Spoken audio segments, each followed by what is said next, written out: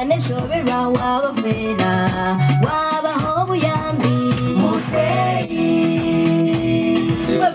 88.9 Radio y'ijwi rya Muhabura ijwi riyobora. Tugeze ku saha 3:36 hano mu studios. Rero kandi muri kiganiro nje nitwa Onesmus Umunya-Uganda ndi kureba mu faces zinsha zo dutamenyereye hano ya mu district yacu ya Gisoro owaturetera abajenye berizoba aho narebo Sara Nyirabashitsi Mateke kandi mwibuke ngo niwe akwasire bendera ya NRM Furaga Beara kugira ngo acikirira abantu bo muri Gisoro mu tekishinga amategeko. Wakoze cyane moderator mwiriweho. Amazina ni Nyirabashitsi Sara Mateke kandi flag bearer ku ntebe y'abacyara Kisoro district. Nitwa Bahane Niyibizi Silva wahoze bari member wa parliament mu parliament ya 8 ya Uganda ni gukikira igice constituency ituga Bufumbira County North. Giye naje kubahereza umubyizi uko ndumwe ku bantu bakoze advance team nanga si abantu bari kunyura mu za districts nazo constituency bari gukondora amarembo dutegereje umubyeyi wacu His Excellency Yoweri Kaguta Museveni tibuhaburwa uko agiye kuzindukira Gisoro kuwa mbere imisi 14. Bafumbira kazi icyatuzanye hano igikuru no kugira ngo tubamenyeshe yuko ikibina cyacu gikomeye kandi ikindi cya kabiri kugira ngo dushakire nyakubahwa president wacu Karuru no kugira ngo tuvuge imishinga yacu nka NRM nanga ibyo twiteguye kugira ngo tubakorere. Kandi uyu munsi nejo ba secretariat bitoreye district yose constituencies zose bari guhura na ba flag bearers kandi icyo cyakozwe kandi twaganiriye nabo kandi aba bafite nibibazo babibajije kandi barabibasubiza. Mwakoze cyane kansabe abacitsi biyanzure neza kandi babakure nuko dukomezemo. Mwakoze cyane. Bashimye kukunda President Museveni na NRM. Bayita Dennis Namara bindeba kandi ndacicera Uganda mu parliament y'amahanga gwana getera ine ibaleta East African Parliament nanye nashimira mnonga kwegeta hari nyamaraka ya Kisoro kongera kugamba n'abantu bona aba movement n'abantu bona ba Kisoro mubare mnonga. Amazina ni Engineer Alex Niyonsaba uwo mwafashije ibendera rya Bufumbira South Constituency. Bavandimwe Bizimana Abeli umukangurambaga German wanyu nejejwe no kubana mu studio n'ibikongi bya NRM kandi mwebwe abaturutse hanze ya district bavuye mu secretariat yacu nziza turabakiriye mwakoze kuza. Nitwa Kamara John Nizeyimana member wa parliament wa Bufumbira North Constituency kandi natari byinshi mfite kuvuga narimaje kubasobanurira yuko Kamara ntari ngiye nkwiye gusobanura ngo president ari kuza. Ndababwira ngo hari habarabivuga ko president araza basobanura ko president kandi tabwo yanze kuza Gisoro yuko president ari kuza abaturage ba Gisoro ntamuzamubona muri benshi ariko aba nicyo kibazanye. Mwiriwe abafumbira n'abakimbiri mwese abagabo n'abagore abasore n'abakobwa ba Gisoro district. Ndishimye cyane kuza muri Gisoro ubundi murundi mukomere cyane mwihangane. Ndabashimira uko supportingaga NRM buri gihe 100% mutuberaho cyo kureberaho muri Uganda. None ndishimye cyane ukujaha radio yacu ya Muhabura ukubasa kuganiraho ni imwe. Izina ryanje ndi Chatwire Jacqueline kandi ni nkora nka National Deputy Treasurer ahabwe kibina citu cha NRM. Ni nshitama ahantebe nkuru ya NRM aha plot 10 cha Dondo Road abamwe abebembezi bamwe bakira kutikaho konka kabaho member wa parliament wa Kanungu tamu zibiri parliament ya mushanju na parliament ya munana kandi nkabanyonchira kuija munongo muri Kisoro okuvuga n'abebembezi obuyirobo kandi nati nikwendi kukireba cyagumizemu ngani nishemererwa munonga kuje muri Kisoro nandi muri Kisoro nimba ndi muka munonga mwe bari kubayo kandi mwe bari no kutwakira sebo mutebekanisa wa program nkoko wahurira twijaha turi ku rugaho mu ntebe ya NRM okwija okuvugana abantu ba Kisoro. Program eji etwireneje ndo misho kuruga candidate wetu ahabwa president yamara kwehandikisa kandi yatandika za campaign ze obu yatandikira Ruwero ngo kumwe na mwakirebire kandi ngo muri kukimanya tukashitama nka secretariat twine na chairman wetu wa NRM kandi principal president Yoweri Kaguta Museveni na SEC members twikirizana ngo tugireho ekitukweta advance teams ningashi abantu abakugenda bebembire okutebekanisa okwija kwa presidential candidate wetu buli mwanya gwona ogwari kuza mukurunda mwakaruru. Timu zezi nizigenda umyanya eji haba hasigiriyo nk'ebiro bishatu ebiro bina kubugana abebembezi kandi hamwe n'abantu bombe cange eco. Program eji ekatandikira Ruwero president yarugireyo campaigninga twarugayo twaza Rango region twarugayo twaza Acholi region twarugayo twaza West Nile region twarugayo twaza Eastern twija twarugayo kandi twaza na Busoga ayijeri haha atandikiro kugurukwe umuryankole ningashi Western Uganda ningo turi kweta Bulenge Gwizo nyemwazo nibwe aherize na Ntungamo na Rampara kandi hati aliyo naza kwija omuri Kigezi.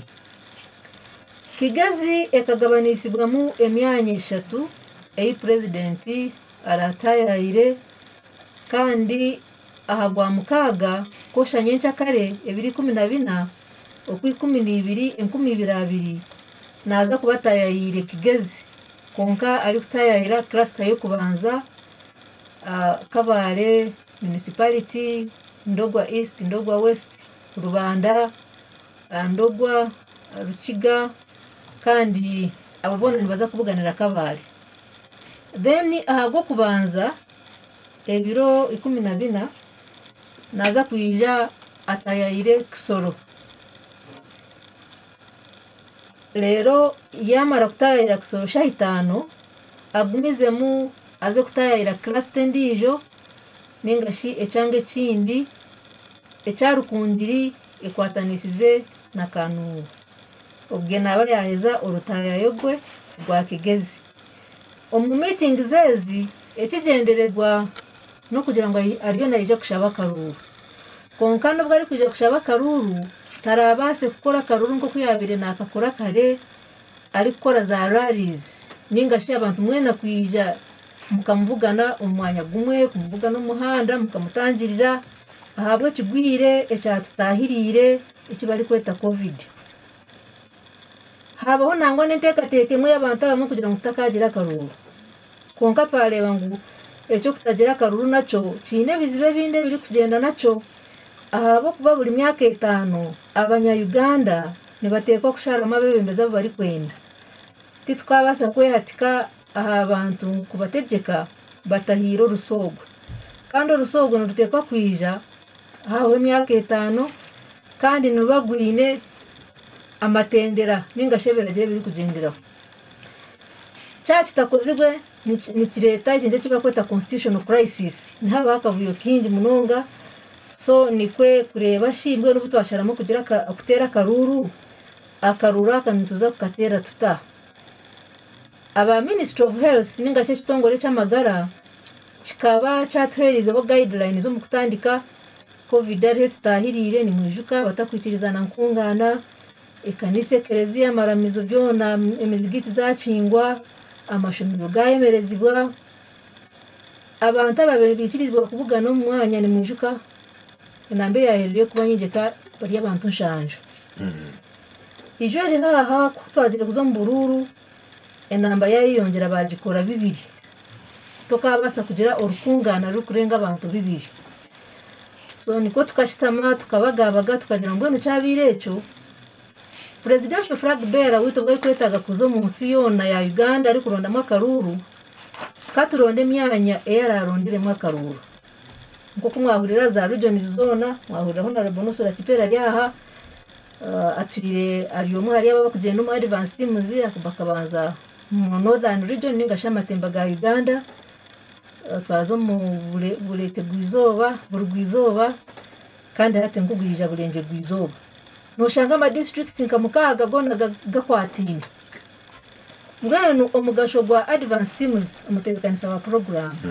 echatire ntahirizo muri kusoro no kugira ngo tubugane abebembezi bona abakubire nibaza kuvugana na president konkati barabase kuzayo ahabo kuba enamba tezi kabasika enamba ni nyingi abebembeza abo twabavuga no mu constituencies zabo mu constituency yona tutayayire turikuraho umutima zeze zibere zyaha ziri kushobororera abantu mutuje kushaba akaruru ka president kandi president nawe aza kwizira kukeshabira ahabo kubanza muri kusoro kandi beyongera bashoborora ngo president akabire naye ngo avugana abantu bingi ni manyangu nakunda abantu aturana ijanyo kana arinzira nabo mirundi minja akusoro abantu mwena mu agency yo nayo neshemererwa konkati kirabe kityo ahabo kubana twenda president witu tumurinde tutakagwegwa kagwaka kwa tubugure bwa covid nangwa bwo bugure bwa covid bugumire kugira ngo no manyane butora nkahi konka baragira abakiga baragira ngo njuna tumara kimanye ngujuna ncheze bonanye ntira haganje something like that waba urena ngo abantu bakujune konka ni wowe kugira ki uri kwegwanaho kwerinda ni kushira ngwenu ukwerinda kurakira kugira ki kutambi so turiyo tugezaho kuri ngo presidential candidate with flag bearer titwamuha kabenje kandi ubundi kakaturemesa kufika ahandi twaba turiho so abantu ababuganira izoba a constituency level babari abebembeza ha district level ba MPs LC5 babesimbireho na ba incumbents abatararabiremu konka bari kusupportinga NRM district councillors LC3 chairpersons ba NRM n'ababineza flag kandi hamwe na sub county councillors abineza flag abo bona tibarije kuvugana president abamahari bo nibaza kuvugana president yago kubanza so nibaza kutuyamba okutwara enjirejo kandi nico kimwe twakozesa omukorogo okurangirira ngo abo nibo bakwise bendera yitu they are flag bearers officially twabahereza za bendera abama batazibona omubwire nibaza kuje wa admin nyincha kare babahereze bendera yana hatambara kuronda karuru agume na amanyangu niwa kwise bendera ya NRM kandi ntuza kora cyo necyo kubasika nk'ekibina kugira ngo ubona bakwise za bendera ziti kurugari president kuzahari ba MP ba LC5 ba LC3 na councillors bona hande ngo zona kucyara kimwe LC1 uriyo mwine bendera yitu twije kubasha abarungi mwe ba Kisoro kugira ngo mbahereza akaruru so itunko kutija as advanced team nicyo cyatureta kubamanyisa mu president ariyo naje kubatayayira konka mwena tumurambugana konka abebembezi banyu ba district nibaza kugezaho munonga kureba ngu baje kugumana babahikamu bari kubagambira uko turi kuronda karuru ijo ari haha aliho president ya launchingire ikibakweta village best campaign akarura ko turi kuza mu nzakaronda enjuhanju abanyagisoro murumva enjuhandijo urugo kurundi so ninjira nibiye byo muterekanisa wa program ibindi kubasa kugamba hatyo nishaba bagenzi banje nabo yari n'icyo bakubasa kuba nibenda kongeraho na munonga ababire mu bari mu advance team ndenda kongeraho ibihonero yagambaho hanshonga tushangire mu firuda bakizi baragambaho kandi tugiye kuzigambira batakabona abakisoro abo kuba nk'ejo ngera kwatagana na university Kale Memorial Institute ya Kisoro abantu barajiga bo munonga bebezi kandi akari presidential pledge kandi wenda kubahamiza ngo yabaye presidential pledge of course president Petro Hamiza abantu mweshongeye mu pipeline kandi neza kuba baragikoraho nshongera kwatagana na airport ya Kisoro abantu baragira ngo airport bagihire Kisoro bagitwara kabare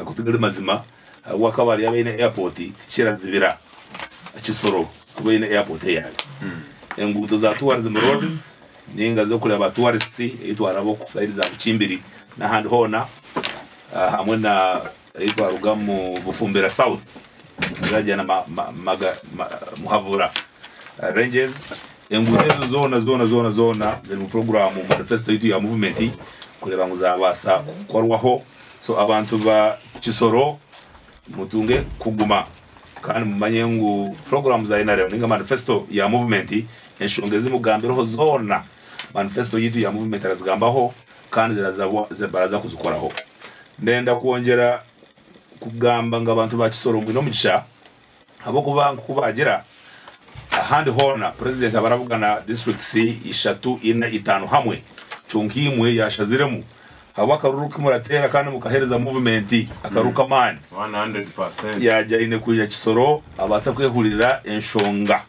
ezabataka baragamba kandi azicencure azitungire no mubazi bwo kureba ngo abasa kuzikoraho nk'ekibina cha National Resistance Movement so izo nize nshonge nkuru munonga isangire mu field kandi kuongera kugumya kusima na ba flag bearers bona abije mu meetings agwe tugenzere hona riyale abantu baratambula ingendo ziraruga bararugana hale kababu Kimbiri abararuga hale akabwishenyi chonga bareba ngo bija mu movement meetings zitu zerizoba so turabasima munonga kandi onje tubashabe ngo ebiro 14 tuyine kuongera mamani kabantu ba Kisoro tarugamuramwa aho kuba program ya ba opposition turajimanya balenda babaganize mu burubu movement nukwe tulemwe kutunga 50+1%.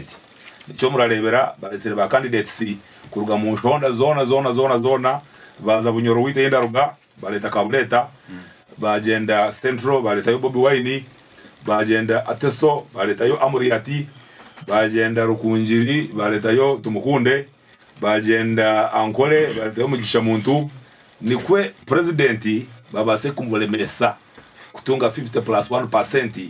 Then nuko tugaruke mu Karuru batunge sede kuruga mu bantu babesiyaga babase kuleta kavuyo mu Uganda chonka abantu turabire bagizire nguti baraza kwikiriza kandi muzeyi baraza kumwa Karuru higuru ya nshanju ni 5 na higuru ha 10 so n'abantu ba Kisoro turabashaba mwongere mamani turebenguriya muzeyi yatunga 10 hari 10 muri Kisoro mwabare munonga Obere Mnonga umwami Dennis wagamba hashonga nkuru munonga nejejwe n'ukuntu aba bantu bakomeye ba NRM bitoroye mu district kandi barimo kubonana na ba flag bearers kandi ibibazo byacu by'abafumbira n'abakimbiri bikavugwa uyu munsi nejejwe nuko nyuma yo gutera induru no kwitabariza kwa president tunyuze mu nzego zose twashoboye president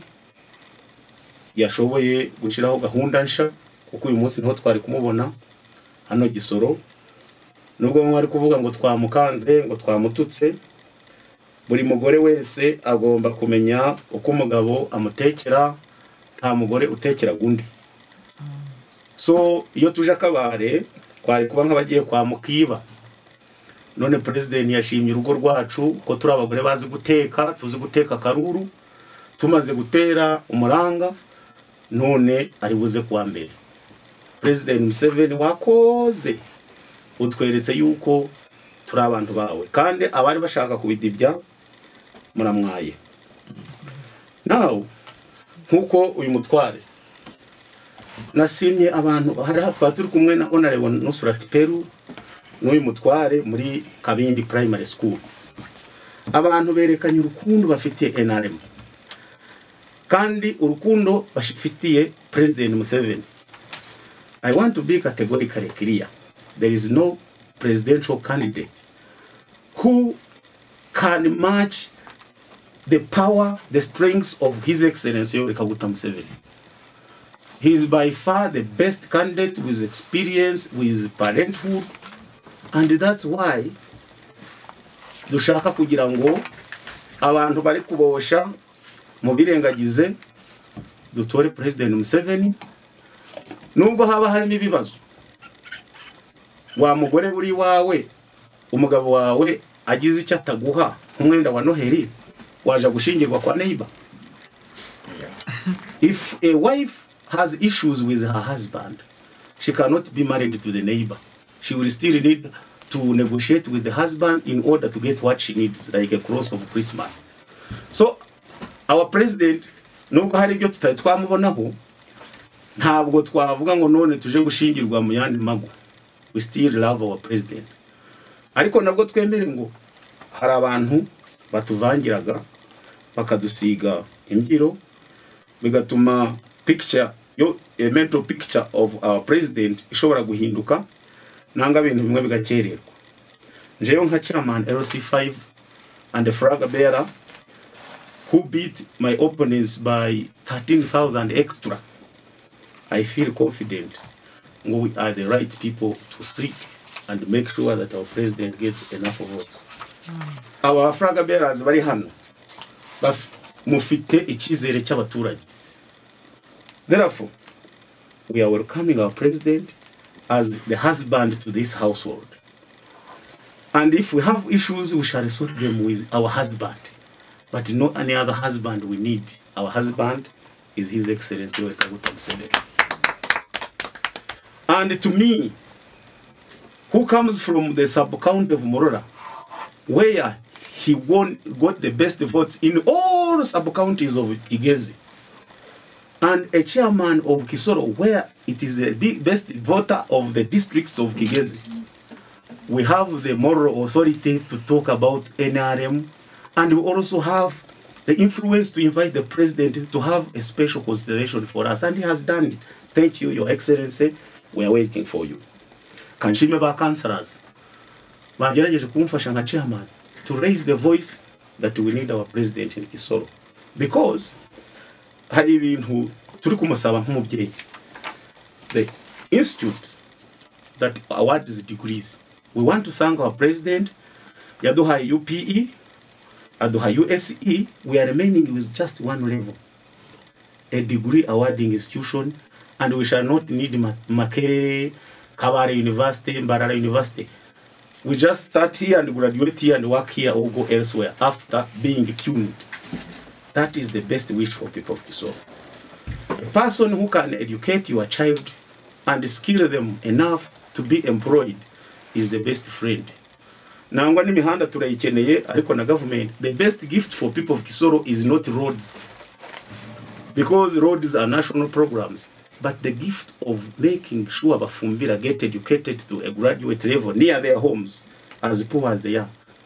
But we are being scared by self-seekers. Why you don't talk about this university? The president doesn't want to hear it. It is not accepted. Nobody should intimidate us. We shall ask our parent, knowing that he can give. Next, our parent, President Museveni, is merciful. Akasasira rwa kasisi yaenda no kutesa na konyi. Can you imagine? And therefore we believe in his own wisdom. He can forgive Kayihura, because he is not short of mercy and kindness.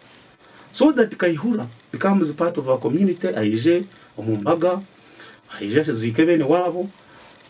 Embabazi za President Museveni ni nyingi, konkari barashigisha nguma gadibe ngarye. Please mureke president atugirire embabazi, umusigazi bakakora hamwe nibamanyana, turenda kumushaba asasire Kayihura kiwe abo kubona tumukunde bo baba bingira hamwe hatiya ni presidential candidate. Nitwenda ngo Kisoro tunge this infrastructure ziroreka ngo kabisa equidi proko turonzere munonga twatunga munonga. Access is equal to excess. Tutunge excess of government funding, but most particularly jobs. Abokuba omuntu yino mulimo niwe ine capacity kuri so mwana umutwara mu igwariro akamutwara na hishomero. For example, we have this young man called Mukiza Robert. He sat as a brilliant Mufumbira for interviews and won the interview by the board to be ED of Uganda Investment Authority. It is more than 6 months now, has not been deployed. But recently, when Matia Kasaija had issues with his opponent, they have elected the deputy before we get even the ED.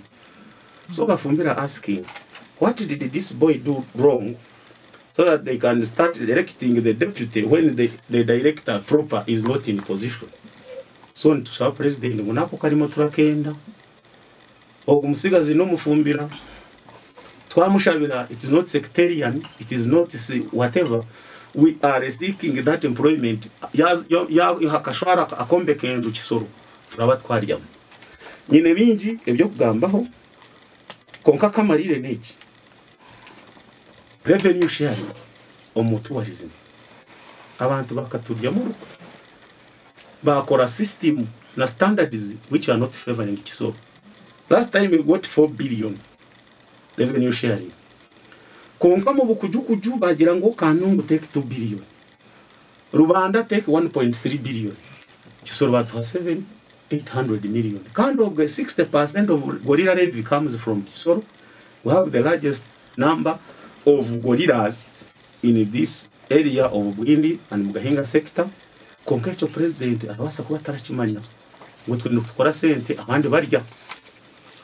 So he can even make a presidential directive chikaraba. So tukamushaba Rubanda na Kisoro tukeguringa ngo ecuya aba UNFA bari kuteme migano bakateme biti. They are the parasites of their own stewardship. Ihamba rya cyuwa aba National Forest Authority nibo barye mariri bakazibira ba mama kushitema migano konka bari kujana za rore bakatema bakatwara. So kanso ya Rubanda ne ya Kisoro tukikiriza ngo ekintu bakihe uwa ebe National Park turonde n'ibindi byo kutekamo abo kuba beraza kutuyamba as an additional tourism area. Ebizibu by'abafumbira nike bizibu by'abandi konka abo kuba turondaga munonga president abira ari kuronshingo tuntu hariya na hariya nitwenda nitwa Katare Karungi kakakabare kakambarara nakamunarebere nakandi mpanga kareba kandi mbare natwe nitwenda Katare Karungi after all nitwe turya ha mupaka twine trade raki emipaka ibiri actually nitwenda ngo abantu babuhoma Kanungu 18 kilometers between Kisoro and Kanungu through near the park. Nitwenda ogumuhanda gukorwe president akagupreginga. Imagine omuntu rukuza okujuga wo mukimbiri wa Rubuguri akakwatenta akagitera umugera akagira byaha mu Rugana kagenda kaza kuriya yani kahi Bugoma konkari kuraba Rubanda hariya Ruhija ejo nteraza kwikayo bajakire muntu iraba yaruhire bajibinge ubwo muhari umuguri yabe ikireyo hikire taferi umuhanda kandi baba uwa bakatuzibira kuraba mu ihamba ngo tutarwaze bikoko. Then waferwa omutabani ninga mukamwana abakikuru batina mani tubakaza kuzika just when it is just cross konko Kisoro and Kanungu can improve by linking that road of 18 kilometers only, which has been done by Ministry of Works, but we are still looking for funding. Ebyo kugamba ngo ninyo muri esirengo tinyo muri esirengo twajumire president ebyo nibyo kutugaruza Kisoro nyuma haza nyowe. As long as I read people of Kisoro, I will always ask my president what people ask me to say because I'm their voice. And nobody, I'm warning, tihi no muntu nomwe wanyihire mu kangonze kwehandikisa kuba chairman. Nobody should teach me how to read Kisoro. Abafumbira bandu habaraza kunyima karu konka bamwe mu berebembeze bo baturonzire hamwe. They are trying to show that I'm weak, so they are strengthening me. Go and strengthen where you are voted. And the chairman is right to speak about the needs of the people of Kisoro. Thank you very much, And I want to thank the people of Kisoro in a special way, because I have been in parliament for 20 years. 10 years in the parliament of Uganda, and another 10 years in the parliament of East Africa, where people like the Honorable Nsaba Buturo, Honorable Sarah Mateke, Honorable Kamara were my campaign managers. So I am what I am today because of these members of parliament. Today I am in Kisoro. When I look at the composition of the team that has been elected to go to parliament, I want to say that Kisoro has sent one of the best teams in Uganda.